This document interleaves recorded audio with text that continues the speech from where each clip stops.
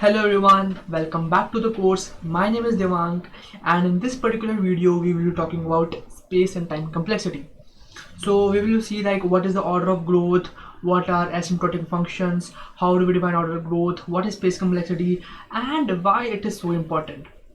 So before diving into the course, I want you to know that what is Newton School Launchpad, because this course was only possible under that initiative. Launchpad is basically an initiative which is taken up by Newton School to make India developer powerhouse of the world. So you can learn anything from scratch, like anything, basically anything for free. You do not have to pay for this, and if you do this course under the Launchpad section, you will just get a certificate of completion as well. All the exercises, all the codes of this course will be available in that section. And let's say that your placements are near ahead, or you are in the third year or second year somewhat what, and you want to just land your dream package or a dream job, and you have to learn everything from scratch, or you are in an intermediate level, like any level you want. So Newton School is the best place for you. Because why? Because you learn everything for free until you are placed. And there are many teachers which are basically very highly advanced teachers, and in that you learn everything from scratch to advanced level. And it has tied up with 300 plus 300 plus companies that hire you. So the minimum package is assured to be in the range of 5 lakh to 4 lakhs. So I hope that you are clear of the things. So now let's dive into the lecture, which is space and time complexity.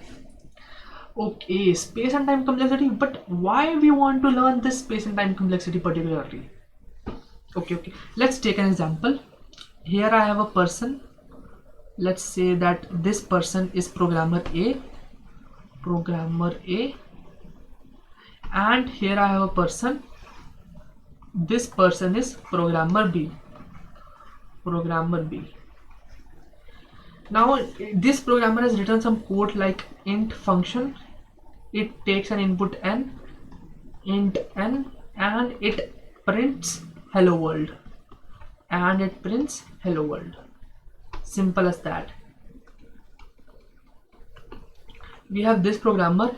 He has also made a function, int function. He has taken an input n, and what he did, he simply did while n minus minus print hello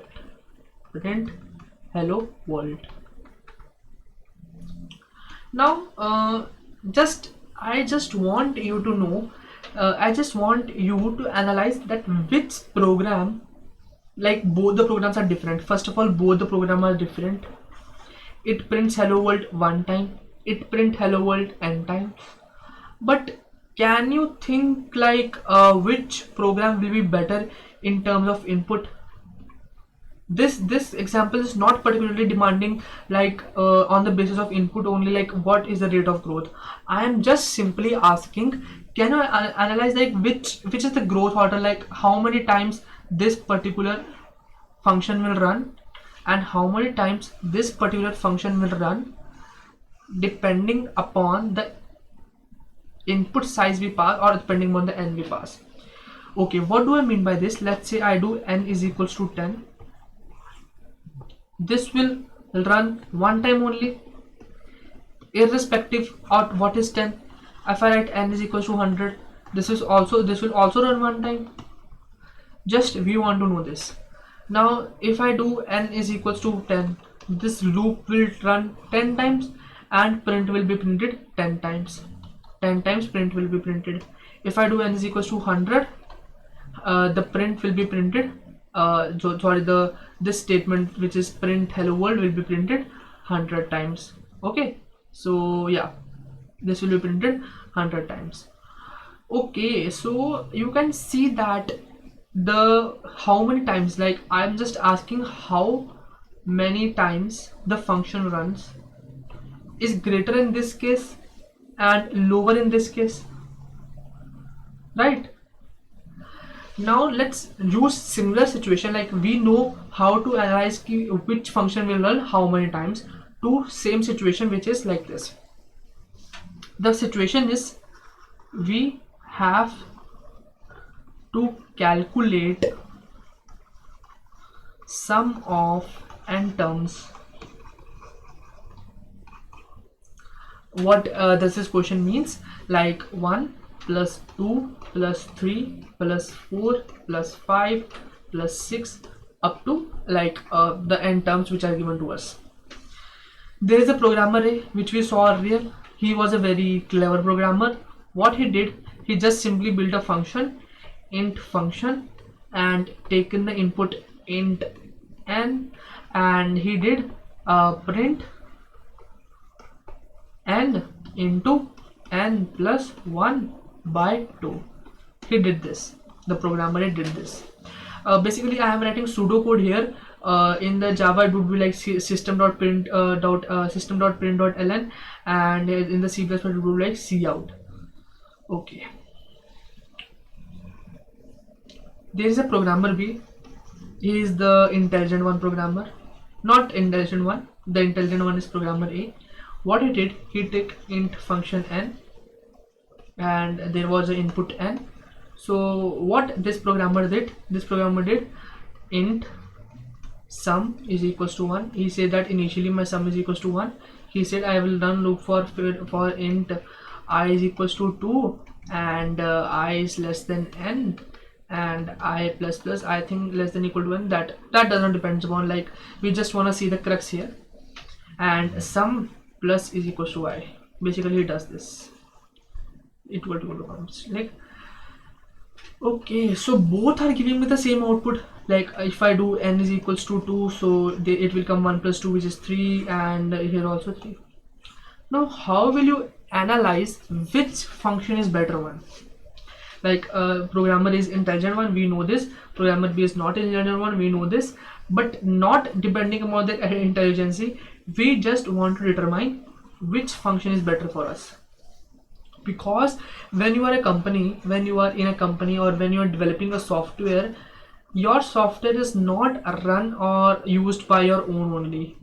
It is run by many people, like 1.2 billion people. If that much downloads are there, 1.2 million people. So a small legacy or a small shortness in your code will be creating a huge impact.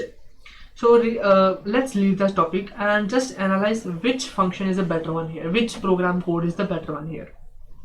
We will use the same trick as we used in the earlier question. How many times this will run depending upon the n.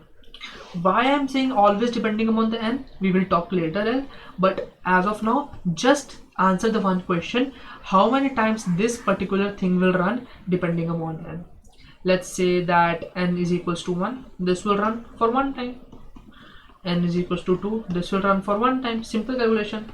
N is equals to 1 lakh, this will run for 1 time. Perfect.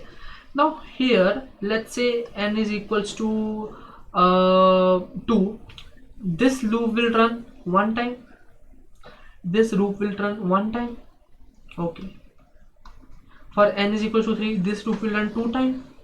For n is equals to 4, this will run 3 times. For n is equals to 10 lakh, this loop will run 9,999 times. So can you think, like, now until now you would have analyzed like this loop runs this particular thing, this particular code of piece of code runs only 1 time, and this depends upon the n. Like it is linearly dependent on, we can say that the number of times the code run is directly proportional to the size of the input. You understood this? This is why we want to analyze the time complexity of the functions. Now understand what is time complexity.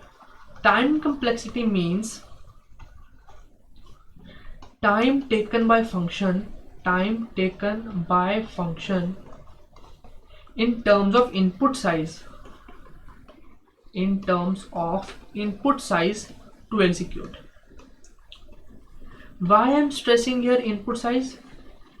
Because the time would depend upon the 3 factors. The total time which is required to run a program depends upon various factors, in which mainly the 3 factors are: number 1 is your machine hardware, your machine configuration. Like you have a better machine, let's say that operating system is heavy one, and you have a more RAM memory, and your processor is fast, like it is the newer version of the which is available in the market. The second thing which will contribute in the time is your language which you are using. If you are using Java, it would be like let's say that some amount of time X. If you are using C++, it would be less than X, because C++ is the most fastest language. If you are using Python, it would be absolutely greater than X. Depends upon language as well. The third factor on which your time would depend is input size. Your input size.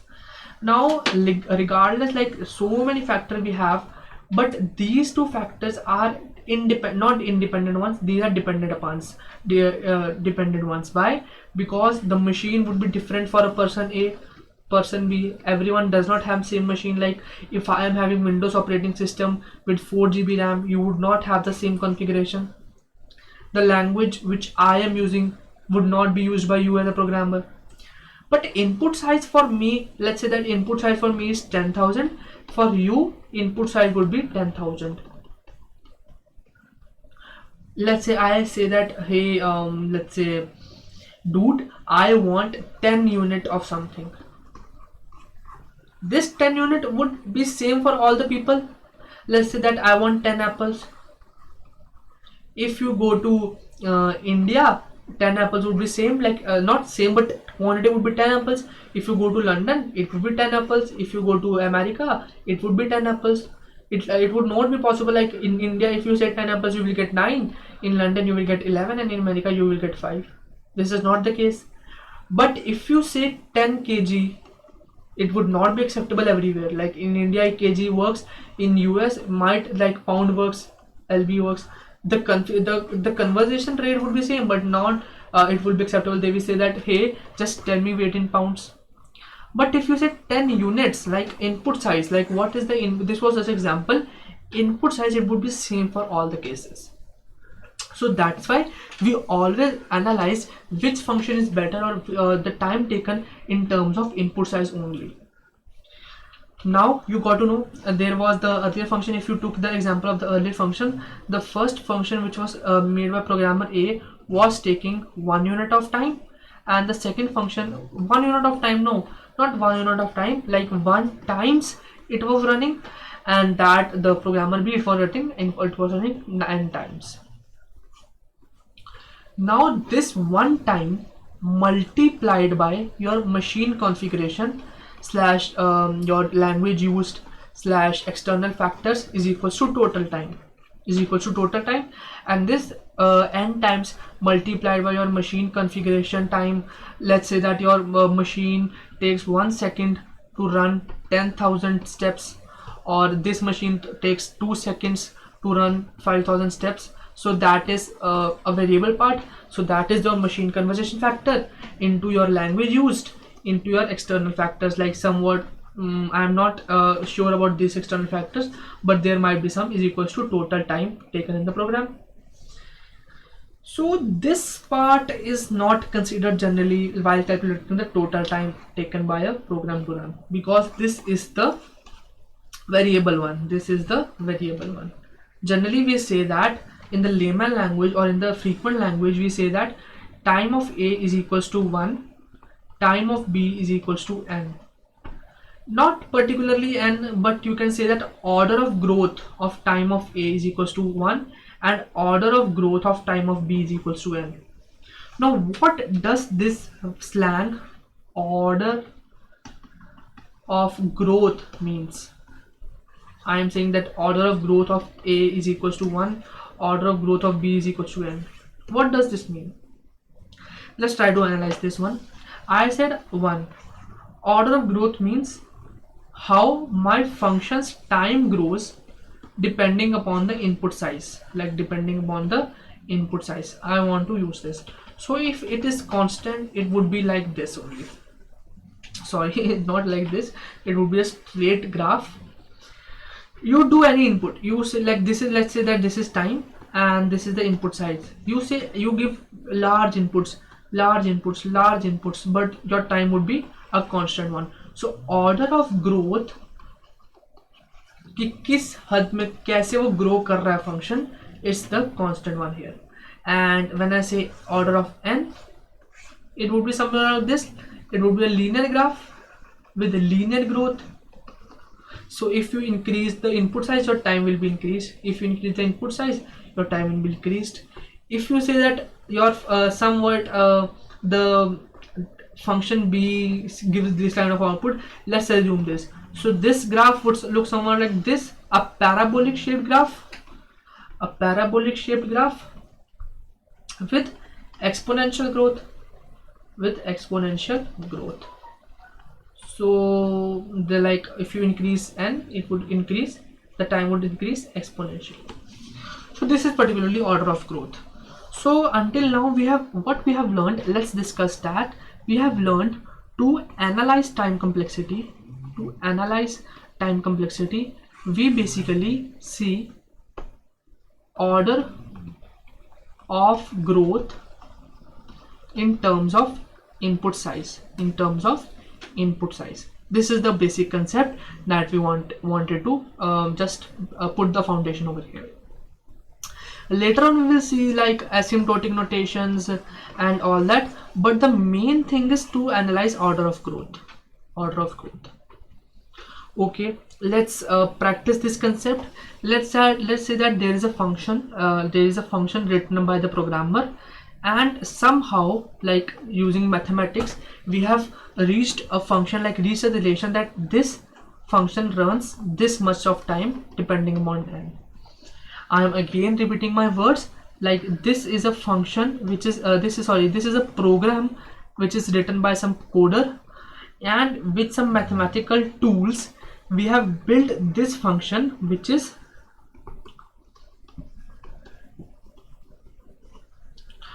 how much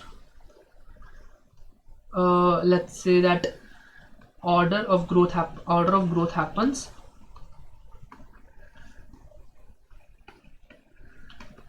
in terms of input size, or basically you can say that in a simple manner, this is how many times it will run. Okay, let's leave this definition. We will simply say how many times this will run, the code will run. So this function is given to us, a function named as f of n is equals to n square plus 2n plus 3 is given to us, and we are said like this is a big function, big expression, and we are being said to give the order of growth of this function. Now to do this, we have basically four steps. To analyze, like if we are given the number of times the loop run, these are the number of times the code runs. We want to analyze the order of growth. So there are basically four steps. The first step is free all constants. The second step is cancel lower order terms.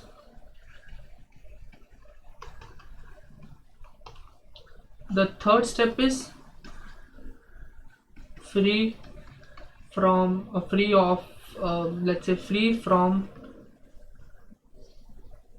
internal constants. And the fourth step is your answer, which is the remaining part. Remaining part is your answer. Perfect. Now let's say that let's just imply our four steps to this particular function. It says free from all the constants. Okay, I just remove this constant and our fn becomes n square plus 2n. Then it says cancel lower order terms. What are lower order term? The highest order term in this particular function is n square. Highest order means the degree highest degree. Degree is defined as highest power. So in this it will n square. So it says cancel lower order terms. I cancelled it. My fn becomes n square. Just a minute. My fn becomes n square. Okay. Now it says free from internal constants. Internal constants means the constant which is attached to the highest order term, but we do not have any. So this step becomes not applicable for this particular function. Then it says this is answer. So yes, the order of growth of this function is n square. The order of growth is this function is n square. It is as simple as that. It is as simple as that. Okay, just I will just remove this part of the code basically. Okay, just remove this part of the code. Let me just erase this once. Okay, perfect.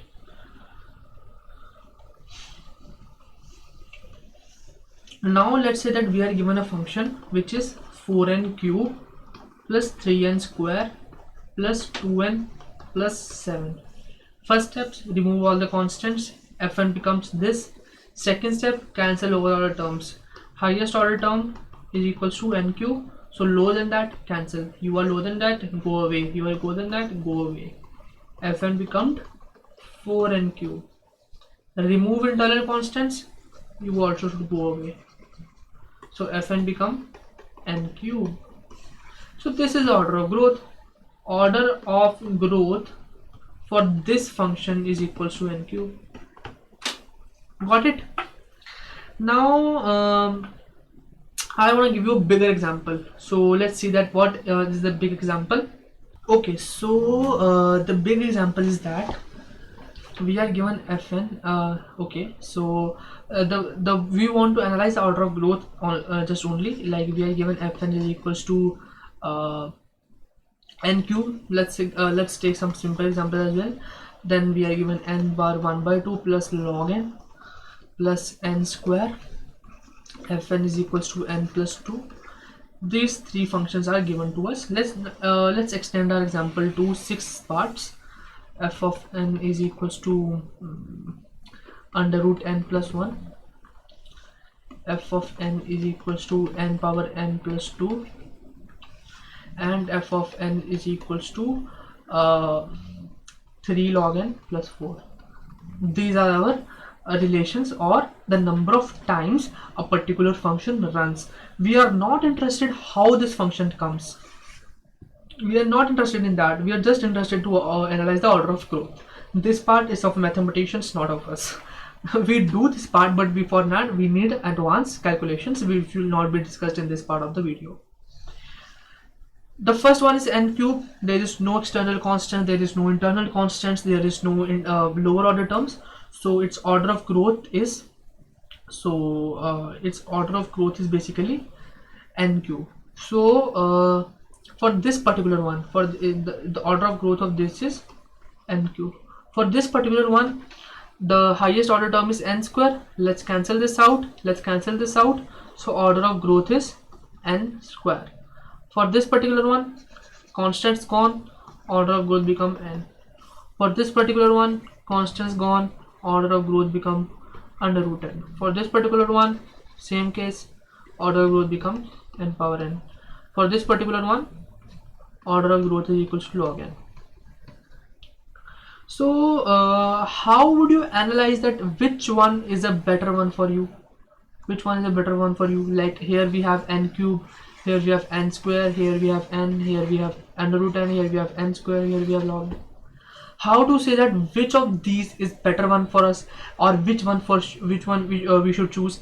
Let's think like for a moment all these are for the same code or for the same task. Like we are given a task 1, and for one task there are 6 programmers who wrote this code, and their relation number of terms that the code will run is this, and the order of growth for programmer 1 is this, programmer 2 is this, 3, 4, 5 and 6. So how will we analyze that which one is the better one? By the general view, you can say that okay, log n is better, n is better. You can say that by general looking, but let's analyze deeply. How would you say that? The first method for this is hit and try. The first method is hit and try. Like fill n is equals to 3 for all. I would recommend to always follow a bigger number, like n is equals to 3. For n is equals to 1, n is equals to 2. Some of the precision error are there. Follow n is equal to 3, n is equal to 4, 5. You will get a better vision. Like, or you can take 2 to 3 examples like n is equal to 3 and 4 itself. So let's assume like n is equal to 3.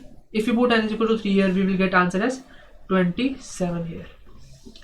Okay, just give me a minute. Perfect. If you put n is equal to 3 here, we will get 9. If you put n is equal to 3 here, we will get 3. N is equal to 3 here under root of 3, which would be around, I think, 1 point something something. N square here will be get 9. Sorry, this is n power n. I just miswrote this. So 3 power 3 is equal to 27, and log n log of 3, it would be something. Log of 3 but would be much lesser than 1, much lesser than 1. Okay, so now we are aware of the fact like we hit and try, and we just saw like what are the various of the approaches or various of the things that we get when we fill the value. So we can always say that this one is not a better one, this one is not a better one because of the very much large values, this one is somewhat better, not this one. So we are left with 3 choices, n and under root n and log n. Let's get n also out of the race. We have under root n and we have log n. So in this kind of a situation when we are stuck, like you can analyze log 3 from internet or calculator as well, but in the real life scenario, like if you are in an interview and you somehow want to analyze, so how would you see like, and every time that you are writing a function, you will not always form O of G, order of growth, and fill the values. You need a particular method. So for that we have order list. You do not have to remember that order list. The order list automatically gets printed on our mind when we do various questions. We just have to read it every week or every 10 days. We can read it and it always sticks to our minds. So let's see that what is that order list. Okay, let me clear this, and this is our order of growth list. Like first winner is our constant. Big like 1. Let's say that we are given a function f of n is equals to 2 plus 3. This is the number of time it room runs. So it would be like 1 only, constant or 1. Then we have log of log n, then we have log n, then we have n power 1 by 3, which is none other than cube root of n, then we have under root of n. So now you see that we were stuck in 2 conditions. Here it was log n and here it was n power 1 by 2. Like it come out 1.1, and I said that it would be some value like much lower than that of this value, but it would be some value. So you can see that log n would be better option than that of n power 1 by 2 because it comes earlier. So you got the answer. Log n is absolutely better than under root n. Then we have n, then we have n square, n cube, and 4 2 की power n, then we have n की power n. So this is order of list. Bus we just have to look it once, like just see it once and write it in your copy or in a notebook where you are making notes, and it will be just print it in your mind. So this is used in various places or data structures. This is very important. So why I took this topic after arrays? Because we want to analyze it perfectly and master this topic. Now in the arrays code there was a question for largest element. Do you remember that? I wrote a code like int max is equals to 0, and then I just analyzed the loop. I ran a loop. Here it was loop, and then I said cout, and there was an array in which there was n elements, and this loop ran n times. So number of times this program runs is n, because this statement will run 1 time only. This statement, the analyzation statement will run 1 time only, but this loop will run n times, and this will run 1 time. So it would like n plus 1 2 3, which is 3. It is n plus 3. So let's say that somehow we get f of n is equals to n plus 3. Let's analyze order of growth from this. First step is drop constants, drop free, and we just are left with this f of n is equals to n. So order of growth is equals to n in this largest element question, which means that our code would look like this. The graph of our code would look like this. Like if there is we build a website named as largest element finder, we give input as our array to the website, and it gives answer, but this answers time taken to display. Like whenever you open Google, you type something, like if you type Newton school, you get answer in 0, like it says that about 1 point something lakh or billion results displayed in 0.36 seconds. This time is the time which is the data structure which is running behind the code, behind the UI, takes to output the data. So like this would take some time. This is the time graph of your largest elements question. Like if you give this user 10 elements, it would just bring in 10 milliseconds, or depending on what unit are we measuring, what unit, like with milliseconds. Basically it's milliseconds, most of the time it's milliseconds or microseconds is used, but let's say that 10 millisecond. Then if you give 10 lakh elements to your basically website, it would take 10 lakh units of time. So now you can analyze how now you can just make a vision like how we were going, like we did some of the codes and we analyzed like what our function needs and how our function works. Okay, and there was another function as well, which was like I did a question, we did a question which was like sort I think sort an array. I just told you a thing like sort begin. This is an algorithm. Internally its order of growth is n log n. Its order of growth is n log n. Now you are getting clearer why this was used and how this is the time complexity of that. If we do sort by our own method such as bubble sort, we will do bubble sort in upcoming videos, but bubble sort's order of growth is of n square and its order of growth is n log n. So this n log n is better, this signs represent better than that of n square. That's why we said like 2 traversals in the array, 2 traversals in array means n square order of growth, because for one it is n, the another it is n, so it becomes n square. 1 traversal in the array, it would become n. Constant work is equals to c some divide and conquer log n or n log n, depends. So we did like what is order of growth and how do we analyze order of growth. In the next part of the video we will see like what is best, worst and average case. Like we will see this part, and then we will see some asymptotic notations, and then we will see some of the questions on and then we will see space and time, space complexity then we will see questions on time complexity. So this part of the another chapter would be over in just 2 videos or 2 to 3 videos as it takes. So I hope that you are enjoying the course and you are just your growth in this course is, I think, very good. Like is it linear or is it exponential, depends on you. So if you are having any doubt regarding this course or any doubt regarding this particular video, make sure to comment out. I would be more happy to answer your questions. So this is the only thing until this we are having this part of the video. So thank you and bye bye. Let's meet in the next part. Till then, keep practicing DSA.